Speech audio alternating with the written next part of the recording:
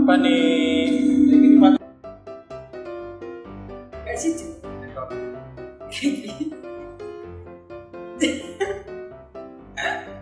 Yo, what's up yo? Kembali lagi bersama MK Surabaya. Salam Mamble dari Mamble Indonesia.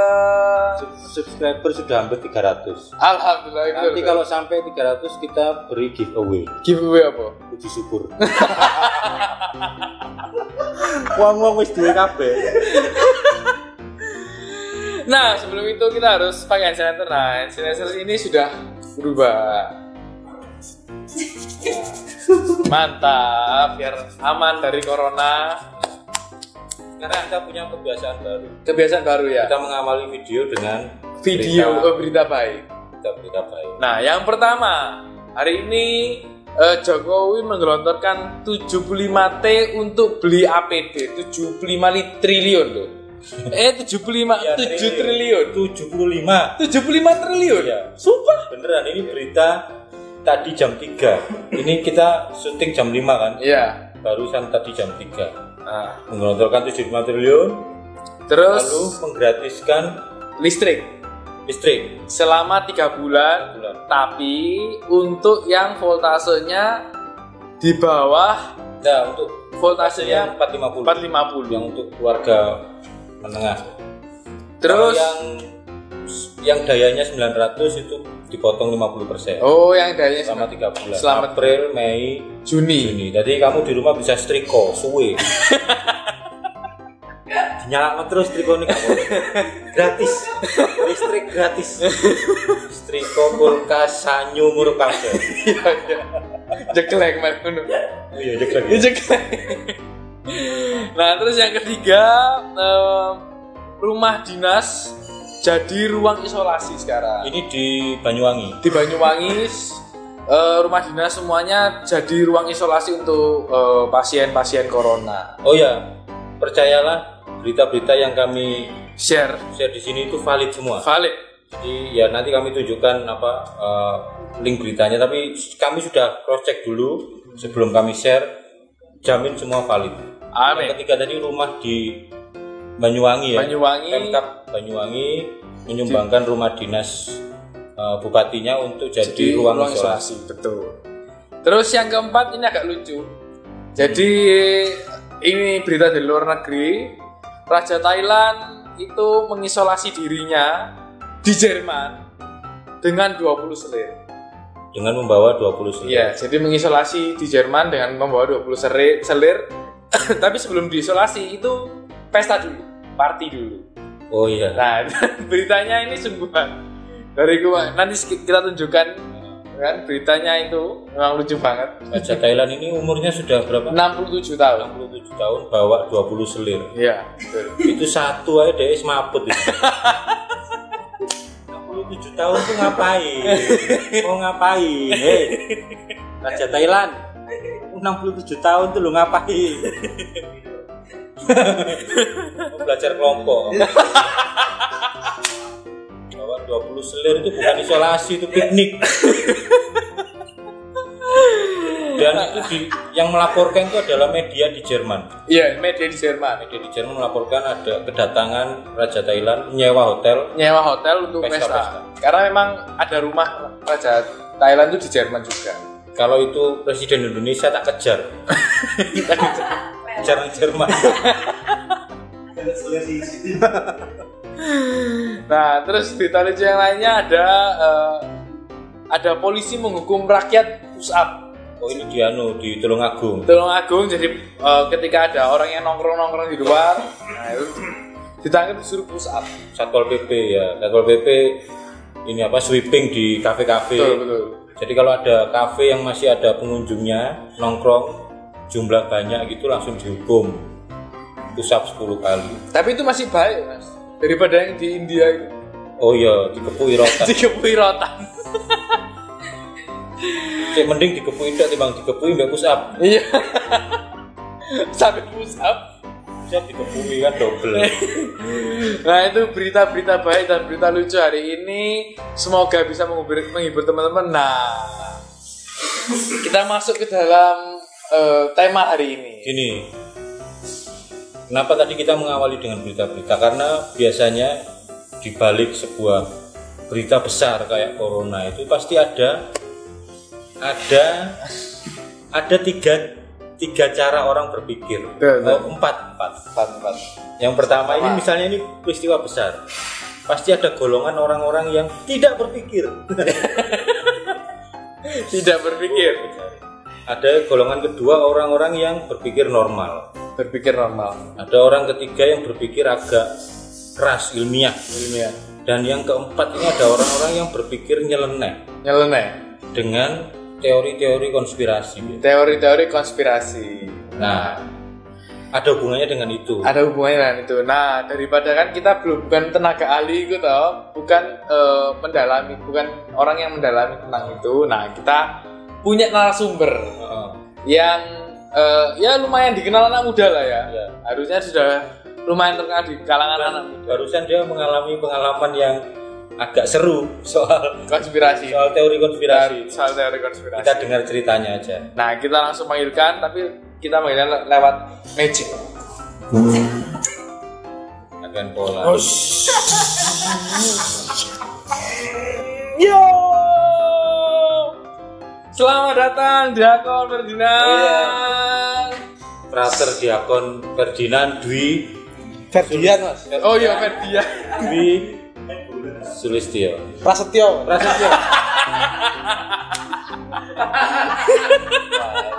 Di awal-awal salah nyebut narasumber ya. Nah, selamat datang Diakon. Wah, iya. Sudah bisa bergabung di OMK Surabaya kan? Wah, harusnya jadwalnya minggu lalu. Iya, jadwalnya minggu lalu, tapi delay katanya ya. Wah, delay kenapa, brother? karena harus karantina mandiri itu ya. Karantina mandiri. Oh ya, itu cerita singkat aja. Mandiri. Singkat aja. Oh iya. Jadi waktu itu Pulang dari Bandung, ada kegiatan temu kerawam aja di sana kan. Ya sama Judi juga Iya, waktu itu iya. ya. Nah, terus 2 hari kemudian aku batuk pilek gitu. Batuk pilek. Nah kan di masa sekarang batuk pilek itu adalah penyakit yang luar biasa berbahaya kan. Iya. Nah periksalah ke rumah sakit. Terus, nah itu sederwedek sekali, dedek itu. Nah akhirnya harus sampai periksa paru-paru.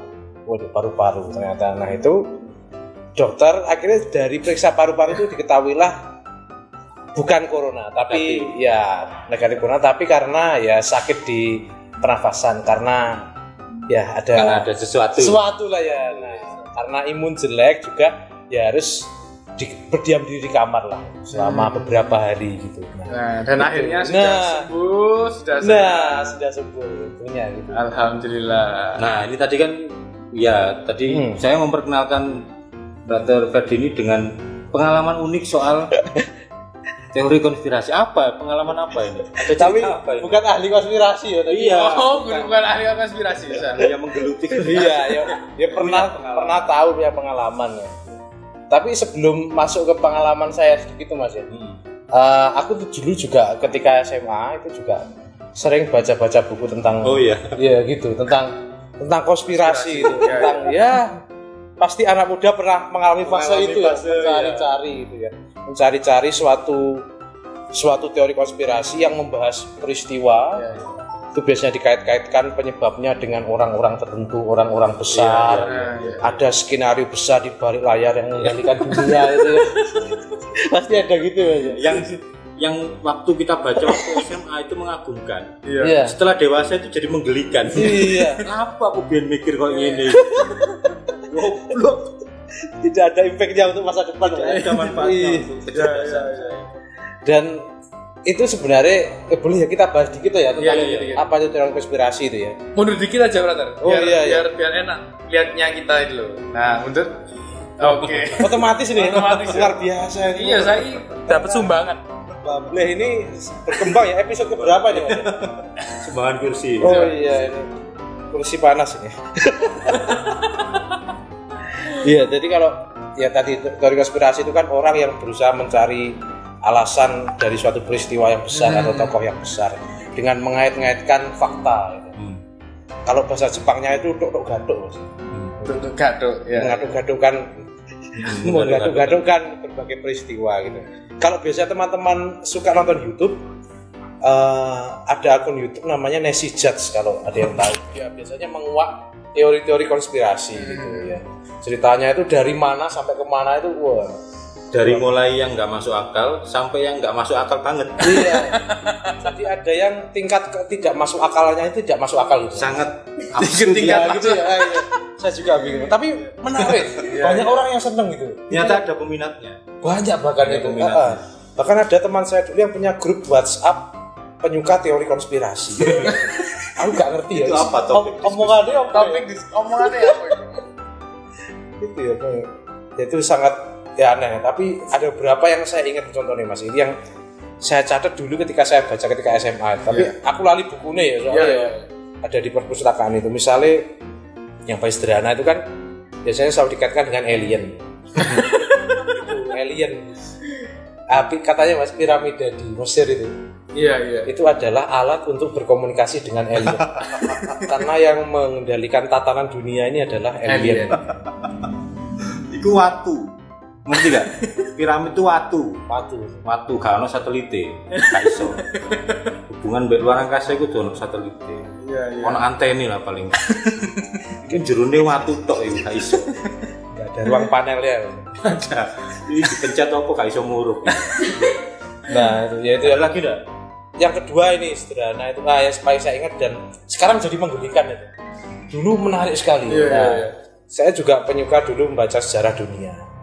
Dan orang yang baca sejarah dunia itu pasti ada yang kagum, ada yang entah bagaimana dengan sosok namanya Hitler. Adolf Hitler, orang yang luar biasa jahatnya juga bisa dibilang begitu ya. Jadi ada satu artikel di buku itu yang menuliskan bahwa Adolf Hitler itu sebenarnya tidak mati. Ya pasti gitu, ada kata-kata gitu ya. Iya, pasti gitu. Judulnya gitu ya. Iya. Adolf Hitler tidak mati. Kan dia katanya bunuh diri ya, tapi tidak mati sebenarnya. Dia tuh melarikan diri. Dan sekarang ada di Flores ya. Jadi waktu kalimat pertama itu masih reasonable gitu. Iya. Adolf Hitler tidak mati. Itu masih orang dia melarikan diri. Itu masih oke. Dan tinggal di Flores. Itu langsung kesimpulannya itu Mas. Itu langsung otakku rontok. Nah, tapi itu bukan karena Floresnya ada apa ya, karena juga bukan karena Floresnya. Kesimpulannya juga nggak ada, faktanya nggak ada. Iya, tahu-tahu jeglek gitu. Iya, itu diganti misalnya Semolowaru ya iso ae Mas. Iya. Tiba-tiba kuliah untak. Tidak mati, kuliah untak. Kan sama dengan itu kan, orang jeglek apa urusannya? Hitler itu Mas. Jadi ya itu ya, tolong yang cinta teori-teori konspirasi ya sewajarnya aja lah. Nah, itu kan yang dulu-dulu. Kira-kira Frater punya nggak apa ya? Nah, yang masa sekarang, yang kaitannya dengan masa dengan corona ini. Iya. Nah, ini yang menarik teman-teman ya.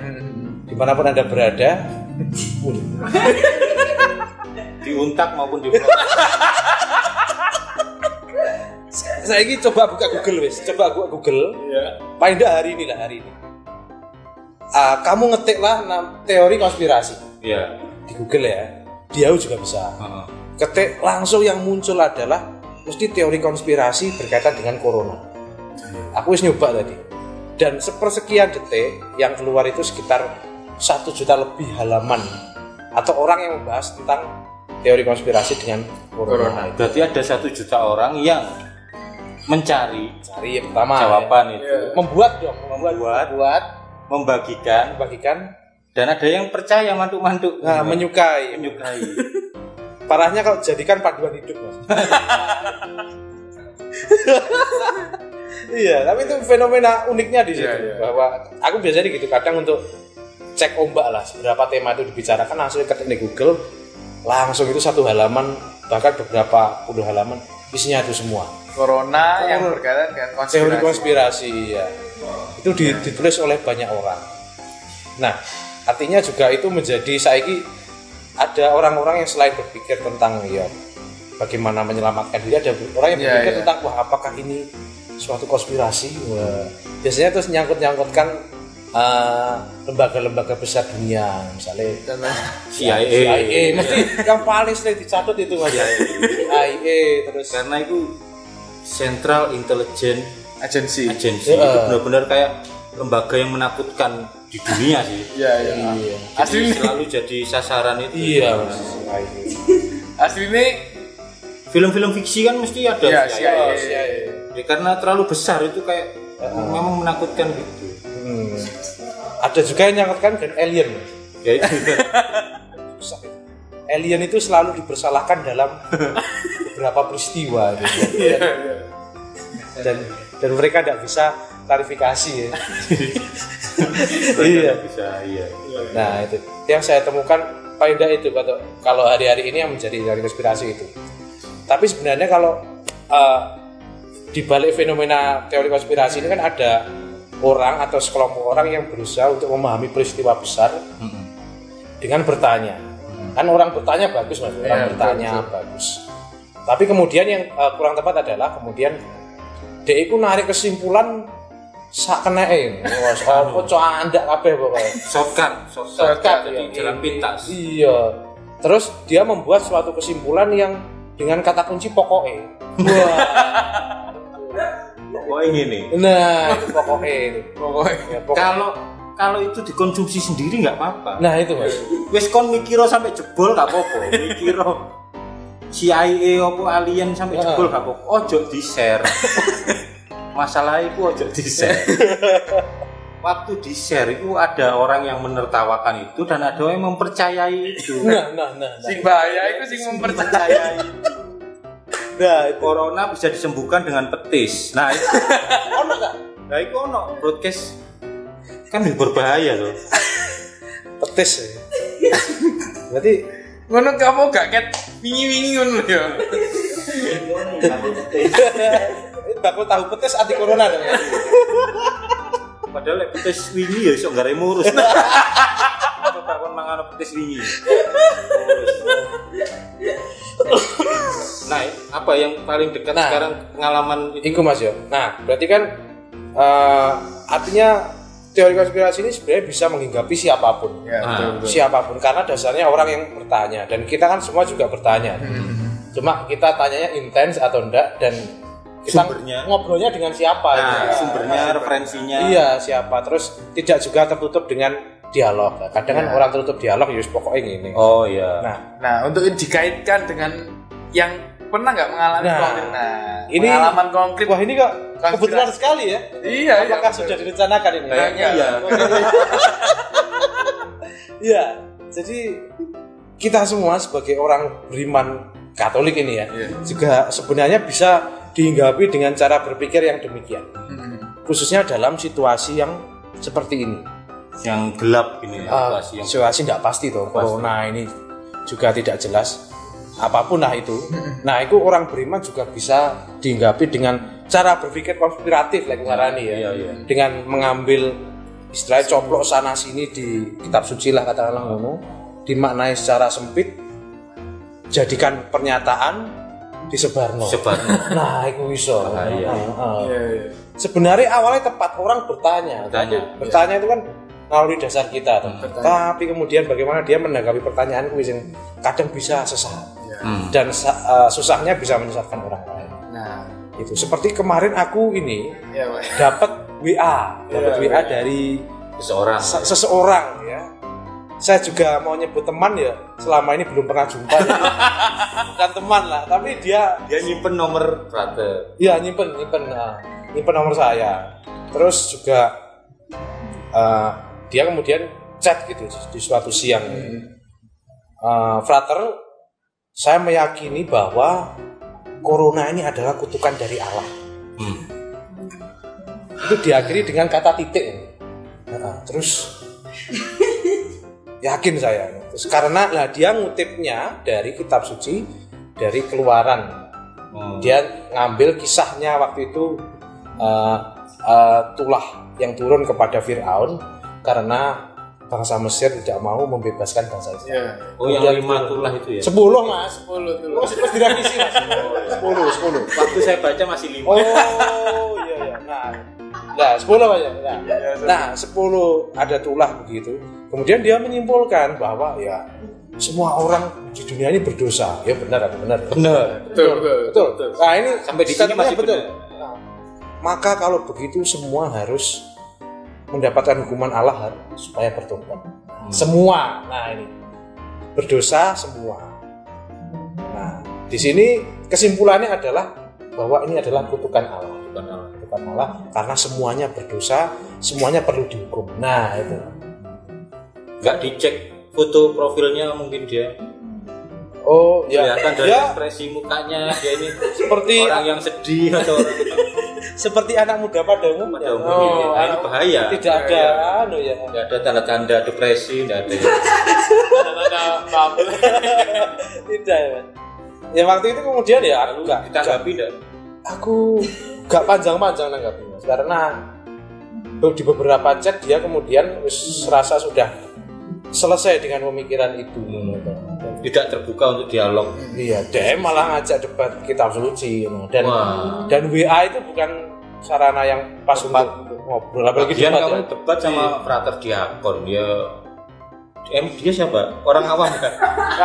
Tapi dia oh nggak usah pikiran. Oh iya. Oh, kat yang kat. Oh yang tiga. Tidak perlu.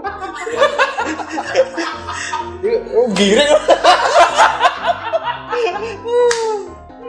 Sih ngajak debat mau nggak usah ya. Iya. Berarti mulai mau Mas. Menanggapi.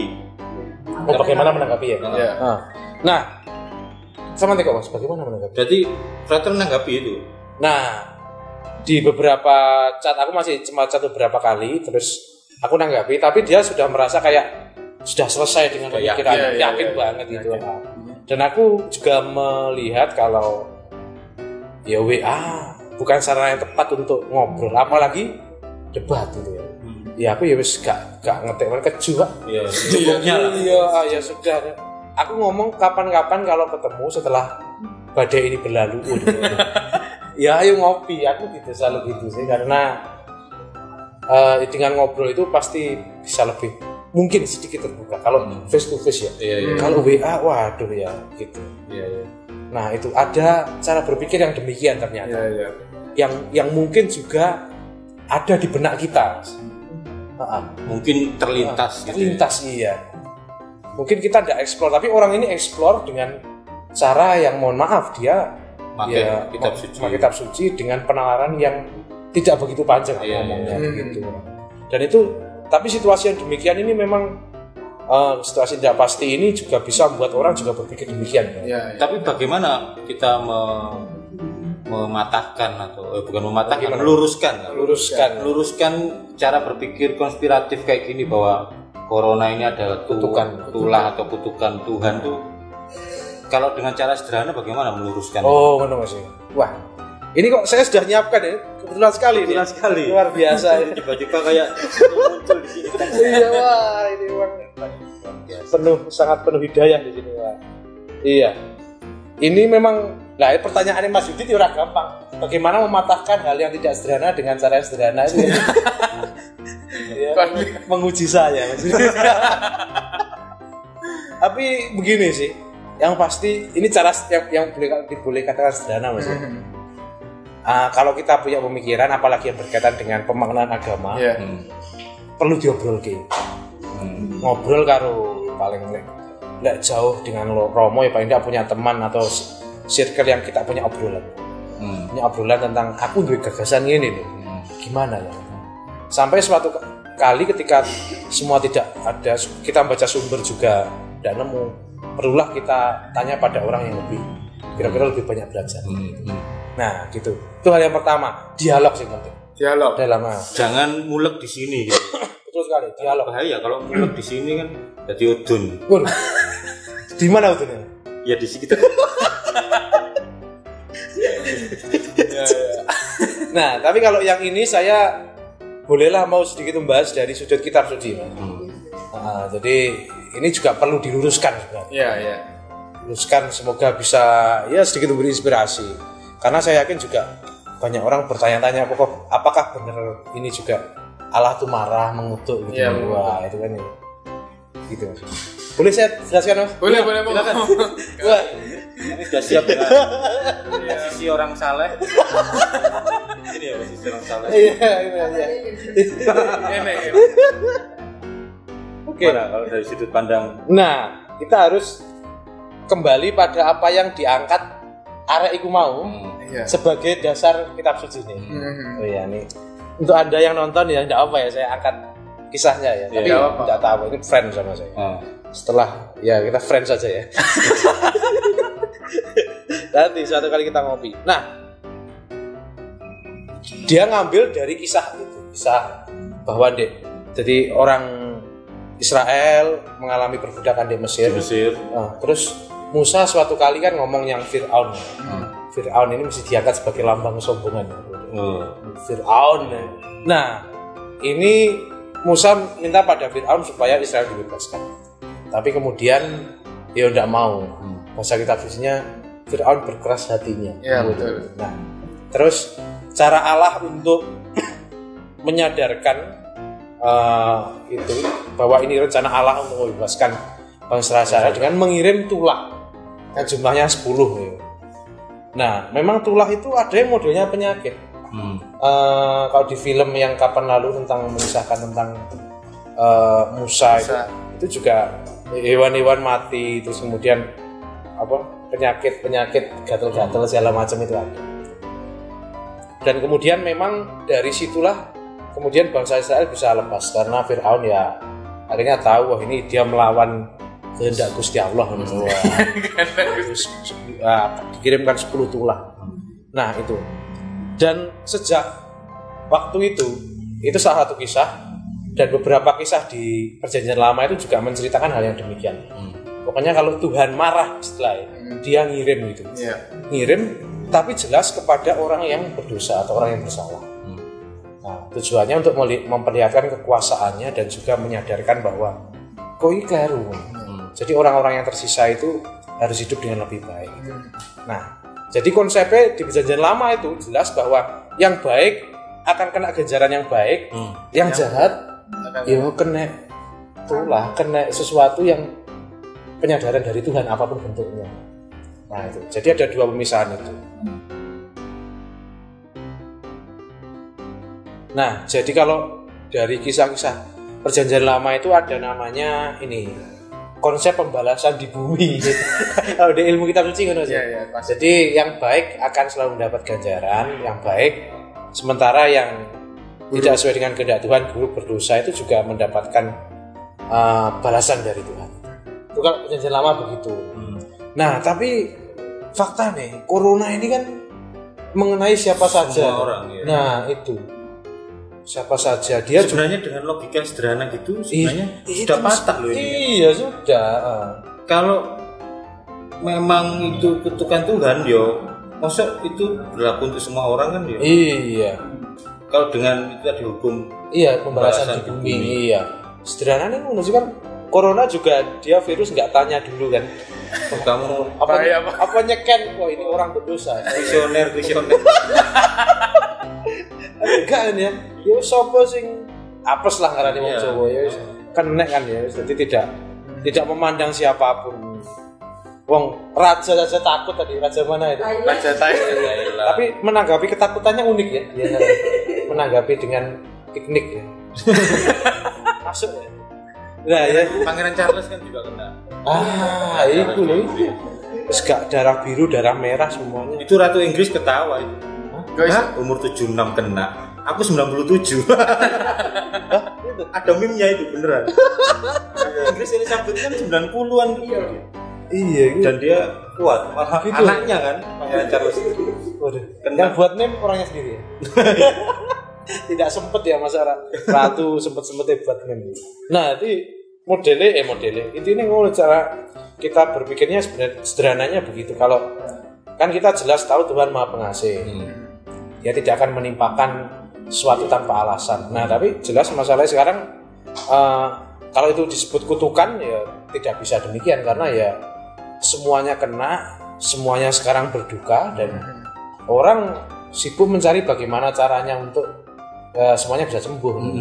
Tapi masih ada orang yang menganggap ini kutukan. Nah itu. Nah itu apa ya?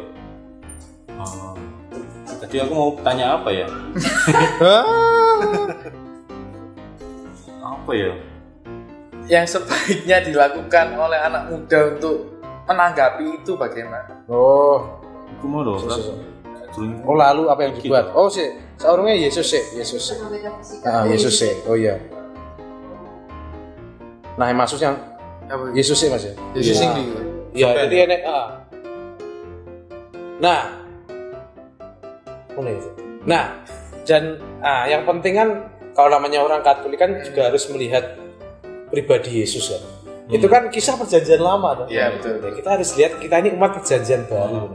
Yesus itu menghadirkan wajah Allah yang berbelas kasih. Wong ada orang berdosa yang malah diampuni. Dia menghadirkan wajah Allah yang mengampuni, menyembuhkan orang sakit. Dan Yesus sendiri juga datang ke dunia itu visinya, job desk-nya itu untuk menyatakan loh, Allah itu baik pada semua orang dan tidak menghukum, tidak memberi kutukan. Yesus sendiri ngomong dalam Matius ini. Jadi yang ada kitab suci bisa dibuka. Ya. Matius Kebetulan ada di sini. Iya, tiba-tiba sekali memang ini. Matius 5:45. Karena dengan demikianlah kamu menjadi anak-anak Bapamu yang di surga, yang menerbitkan matahari bagi orang yang jahat dan orang yang baik, dan menurunkan hujan bagi orang yang benar dan yang tidak benar. Nah, Tuhan ini mencintai semuanya. Yang meskipun nanti yang berdosa akan disadarkan dengan caranya masing-masing. Tapi intinya Tuhan tidak memberi kutukan, apalagi dengan sama peristiwa kayak itu corona. ya. Kayak di film Two Popes ya. Nah, The more semakin kamu berdosa, semakin besar belas kasihnya. Nah, itu teologi Paulus. Wah, kita dapat. Jadi ketika kita berdosa malah melimpahlah rahmat Tuhan. Sebenarnya gitu. Jadi tidak ada namanya Tuhan memberi kutukan, itu tidak ada. Tidak sampai demikian. Dan ya itu. Kata yang mau apa ya? Iya. Nah, kalau Tuhan sejak awal memberi kutukan ini kan mungkin sejak awal dia sudah pilih kasih kan. Oh, ini hujan tak turunkan di daerah suci. Pasti akan Iya, sudah pilih kasih sejak awal gitu kan. Tanpa harus ribut-ribut tentang virus seperti ini. Iya. Pasti sinyal sudah di Surabaya tak matikan. Oh, karena orang Surabaya Bikin hoax. Sangat tergantung sama sinyal. Oh, Menderita itu. itu Tuhan tak Telkomsel. Alih provider. Jadi gitu ya. Ya, Tuhan adil semuanya. Keadilannya itu memang yang kemudian ya kita yang berdosa sendiri harus sadar sendiri gitu. Tidak sampai harus menunggu dikeplek-keplek nih harus Gusti. Nah gitu. Jadi bahwa anggapan ini kutukan ini sesuatu yang sebenarnya tidak tepat untuk kita imani begitu. Karena Yesus sendiri hadir membawa pribadi yang ya malah ya kita dikasihani Tuhan, disayangi. Justru meskipun dalam keadaan seperti ini, Yesus sendiri ngomong dalam Matius 11, datanglah kepadaku semua yang hati lesu dan beban berat, aku akan memberi kelegaan kepadamu. Itu cocok kalau dalam peristiwa kita yang orang-orang yang mungkin kehilangan pekerjaan atau orang-orang para medis yang bingung, yang Katolik, baca Matius 11 itu saya kira nguat Mas. Iya, ini sudah banyak yang yang beredar di macam-macam sosial media tentang apa yang harus kita lakukan, baik secara medis, secara ilmiah, secara. Tapi kalau secara iman spiritual apa kira-kira? Waduh, yang perlu kita lakukan kan dengan ini ya. Iya. Cara berpikir kayak gini ini. Oke, jadi yang pertama harus tak tekankan lagi bahwa apa yang menjadi corona kutukan itu sudah hal yang kurang pas ya dalam iman kita ya gitu tadi ya. Terus kemudian pertanyaannya ya jelas what next gitu. Ya, apa yang harus kita lakukan? Sejauh ini kan wong Surabaya kon kate lapo. Iya, kate lapo gitu. Wancep gitu. Bar ini kon kate lapo. Nah, kalau ini saya berdasarkan ilmu ngawurologi Mas. Ngawurologi. Ngawur sih. Filsafat tapi aku lali sumbernya bisa. Tapi ada bahwa cara berpikir manusia atau cara pandang itu bisa diklasifikasikan dua sebenarnya. Cara berpikir yang metafisik dan cara berpikir yang etis. Metafisik, meta itu artinya melampaui yang fisik. Jadi cara berpikir metafisik itu orang bertanya, mencari alasan, termasuk mencari makna hidup itu adalah cara berpikir yang metafisik. Mencari jawaban atas hidupnya. Peristiwa aku kok dino iki apes menyapo lah. Ini metafisik ya sih. Iya. Dan orang butuh waktu merenung untuk merenungkan itu. Aku sedino kok tembel banding telu. Nah, Tuhan berbicara apa? nah iso Mas. Metafisik ya. Metafisik. Tembel banding. Nah, itu kan melatih kesabaran biasa tuh. iya, kesabaran sudah dilakukan sebenarnya seperti itu. Tapi kalau peristiwanya gede kan mesti mikirnya lu jeru kan ya. Iya, apalagi situasi corona seperti ini. Orang ada yang wah ya itu tadi sampai pada ada yang konspiratif tadi. Karena cara berpikir yang metafisik. Itu yang pertama. Yang kedua, ini cara berpikir etis. Sederhananya cara berpikir etis ini orang langsung bertindak.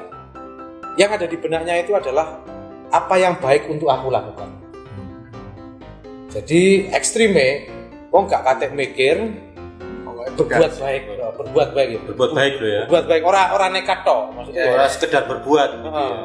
Berbuat ada baik pokoknya. Dia nggak kakean mikir, aku berbuat baik sesuatu yang baik. Bane bocor ping telu, gak dibanting sepeda motor ya. Ganti ban. Iya, nah itu langsung kan aku gak dilaporin. Berbuat baik, khususnya itu berbuat baik untuk orang lain khususnya. Oh iya. Jadi berbuat baik untuk orang lain itu etis. Jadi aku berusaha mengisi diriku dengan makna hidup yang praktis. Aku ya berbuat langsung, gak kate mikir. Nah, baiknya, idealnya itu adalah orang ya merenung dulu, artinya dia masuk dalam cara berpikir metafisik tuh. Oh, makna hidupku begini, maka aku harus berbuat. Terus kemudian dikerjakan dalam tindakan praktis. Dalam kerja. Idealnya itu jadi metafisik nyambung yang etis. Nah, dalam situasi darurat. Darurat lah. Kalau darurat itu adalah kayak situasi ini Mas ya. Yang memang yang lebih ditekankan bahwa setiap tindakan kita harus berujung pada itu tindakan etis. Untuk orang lain, hal baik untuk orang lain. Jadi ya kita bisa saja berpikir metafisik ya, bertanya, merenung apa ini. Tapi kalau berhenti di bertanya, nge-search terus, oh iya, nge-search untuk kepentinganku sendiri, kepuasan intelektualku, sementara tidak berbuat. Nah itu juga kurang pas loh seperti itu. Nah, tapi juga ada orang yang kadang berpikir yang metafisik itu berpikir makna, mencari makna itu kan abot terus. Kadang ya memang kita tidak bisa sampai ya makna coronanya apa kita tidak tahu, tapi yang penting sekarang aku bisa berbuat apa pada nah itu jadi harus paling tidak menurutku sampai pada tindakan, dan itu ciri orang Katolik terlibat keterlibatan. Nah, jadi tidak hanya berhenti pada berpikir yang metafisik yang mendalam, tapi sampai pada tindakan.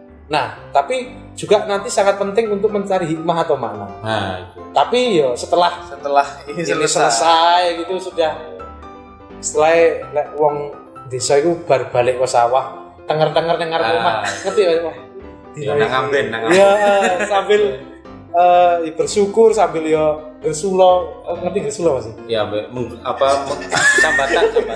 Iya. Kok sapa iki? Saya orang Blitar ya, jadi iya. Aksen Blitar ya. Ya. Ambek sarung itu kendon. Atau ISIS. Iya, jadi orang istilahnya layah-layah kalau mikir ya ternyata aku peristiwa yang tak lalui ini maknanya ini loh kira-kira. Nah, itu kan perlu nanti kira-kira ya ketika semua sudah berakhir ya kita memaknai ini sebagai memperkaya diri. Dan kayaknya ini ya beberapa hari terakhir ini kan memang saya sih yang saya lihat itu memang didominasi orang-orang yang berpikir etis itu yang pokoknya aku melakukan dulu. Betul. Untuk berbagai pertanyaan yang belum terjawab tuh saya serahkan ke ahlinya gitu, kira-kira begitu. Gitu. Tapi ya juga ada juga segelintir orang yang itu tadi mikir ini kutukan, ini CIA, alien, warisan Hitler. Dia kan masih di ya ada juga segelintir orang-orang kayak gitu ya. Iya. Ya gimana? Iya. Dan aku sendiri melihat sebenarnya ini gelombang yang ada namanya kan ungkapan blessing in disguise. Tiada rahmat Berkat yang tidak tersembunyi di balik peristiwa yang katakanlah menyedihkan. Jadi ya kita semua berduka tapi ada gelombang solidaritas. Iya. Nah, ini sedang momennya itu. Jadi siapapun yang mendengar ini manfaatkan momen ini, momen untuk bersolidaritas. Ini banyak modelnya. Dulu waktu awal pertama kali corona nyebar itu di Wuhan kan ada video yang orang-orang saling menyemangati itu ya. Oh ya, Cayo. Kota mati itu menyemangati. Cayo itu. Cayo, Depok Cayo, Tangerang Cayo, ditiru di Indonesia. Tapi itu Indonesia mana ya modelnya ya? Iya, itu insting yang orang itu bersolidaritas untuk saling menguatkan. Iya. Lalu setelah mulai di Wuhan sembuh lalu nyebar di negara-negara lain, orang melakukan hal yang sama juga ya. Iya. Menyemangati. Itu kayaknya insting dasar manusia kan. Iya, betul itu. Sebenarnya. Betul. Nah, mungkin ada pesan-pesan untuk OMK.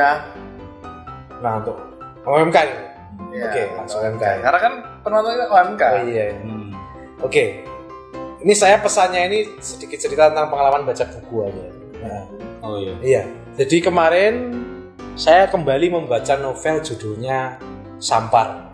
Sampar. Nanti akan ditunjukkan covernya ya. Muncul di sini. Nah, Sampar itu artinya apa? Wabah. Sampar itu pes. Pes. Penyakit wabah pes. Itu novel Prancis, pengarangnya kalau letterleknya itu Albert Camus. Camus. Tapi beberapa orang Prancis katanya bilang Albert Camus. Ya aku ya Camus aja macamnya. Ilat Jawa Albert Camus. Nah, itu novel yang membawa Albert Camus ini meraih Nobel pada tahun berapa itu saya lupa. Karena pemikirannya itu. Ini konteksnya ditulis backgroundnya pada Prancis pada masa Nazi.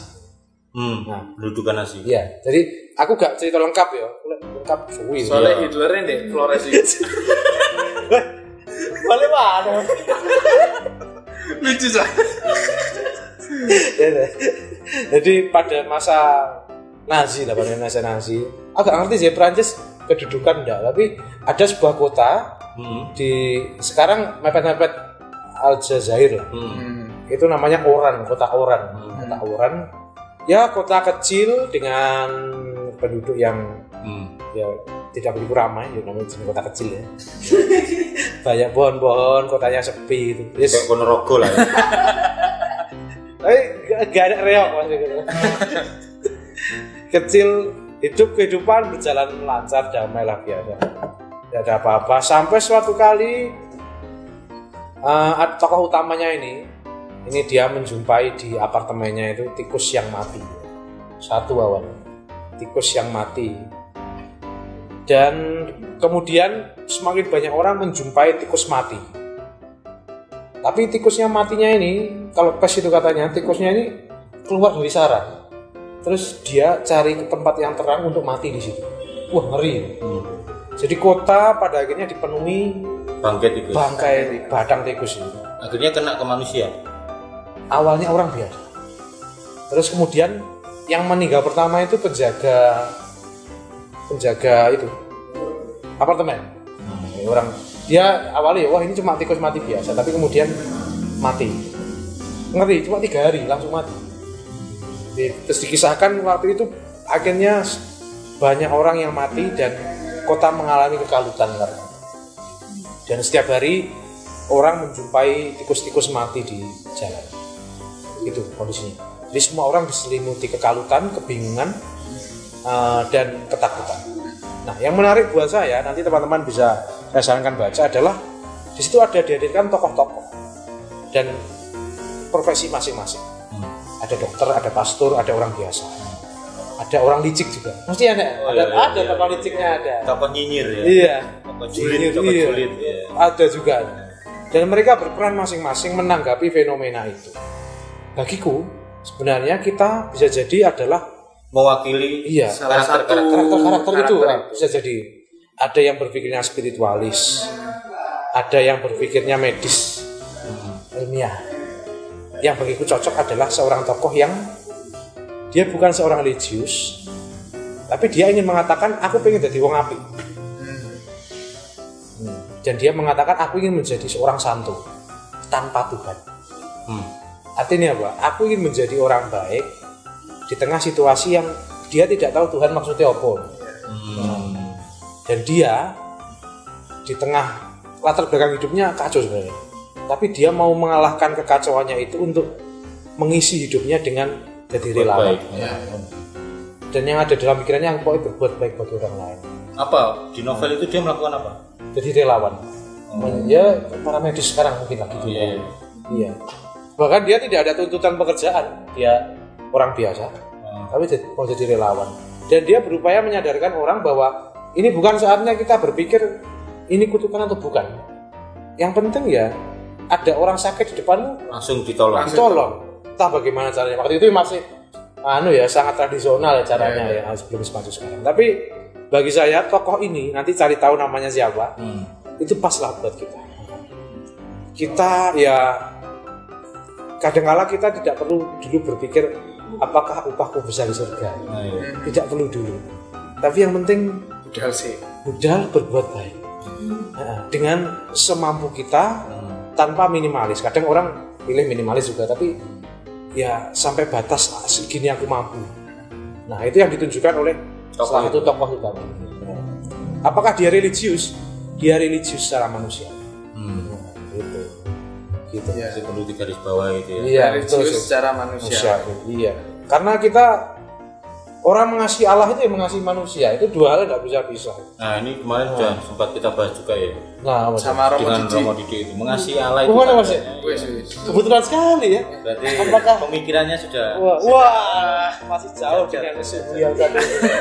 Jauh sekali saya. Mengasihi Tuhan itu ya dengan mengasihi sesama. Betul Mas. Yang sering kita jumpa itu biasanya apa ya? Religius. Enggak manusiawi kan? Waduh. Ya, Mas, contohnya apa ya? Enggak tahu ya, ini bukan di Surabaya sih. Wah. Ada fenomena Di mana ini? orang Katolik di Bangladesh. Bangladesh di salah satu kecamatan. Ada yang sampai adorasi di ruang adorasi itu sampai jam-jaman. Itu kan berarti dia melalaikan tugas utamanya loh. Entah dia ibu rumah tangga, lali adang sego, atau gak kerja, atau cuman mau spending time di situ, menghabiskan waktu sampai berjam-jam. Kayaknya nggak tahu sih, kayaknya malah dia membuang waktu, malah sepertinya kayak pelarian gitu ya, eskapisme gitu. Jadi ya, tapi itu sekali lagi bukan di Surabaya, di salah satu kecamatan di Bangladesh.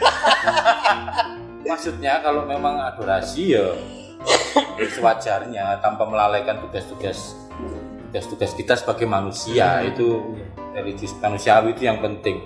Seperti yang tokoh di novel itu ya bisa menyelamatkan ya, yang bisa ditolong dulu. Iya, betul.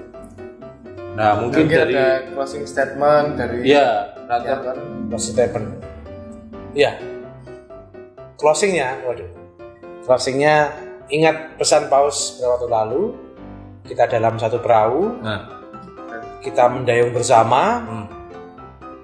Kamu juga dipegangi dayung.